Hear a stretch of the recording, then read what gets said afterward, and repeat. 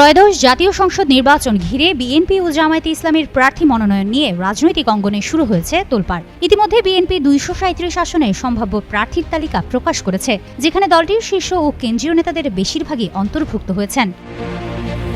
দলের চেয়ারপারসন বেগম খালেদা জিয়া 3টি আসনে এবং তারেক রহমান প্রথমবারের মতো বগুড়া 6 আসনে প্রার্থী হয়েছেন। স্থানীয় কমিটির 14 সদস্যের মধ্যে 9 জন সহ ভাইস চেয়ারম্যান, যুগ্ম মহাসচিব, উপদেষ্টা পরিষদের সদস্য সহ অন্তত 85 জন হেভিওয়েট নেতা এবার নির্বাচনী লড়াইয়ে থাকছেন। অন্যদিকে জামায়াতে ইসলামী আনুষ্ঠানিকভাবে প্রার্থী তালিকা না দিলেও স্থানীয় পর্যায়ে প্রায় 300 আসনে মনোনয়ন চূড়ান্ত করেছে বলে জানা গেছে।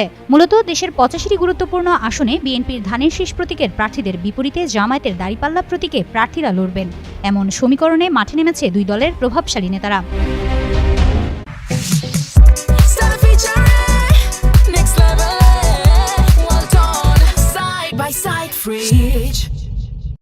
উত্তরাঞ্চল থেকে দক্ষিণাঞ্চল পর্যন্ত গুরুত্বপূর্ণ আসনগুলোতে দুই দলের প্রার্থীদের মধ্যে প্রতিদ্বন্দ্বিতা জমে উঠবে বলে রাজনৈতিক বিশ্লেষকরা মনে করছেন। পঞ্চগড়ে 1 আসনে বিএনপির ব্যারিস্টার নওশাদ জমিরের মুখোমুখি হচ্ছেন জামায়াতের ইকবাল হোসাইন। ঠাকুরগাঁও 1 আসনে মির্জা ফখরুলের বিপরীতে রয়েছেন জামায়াতের দেলোয়ার হোসেন।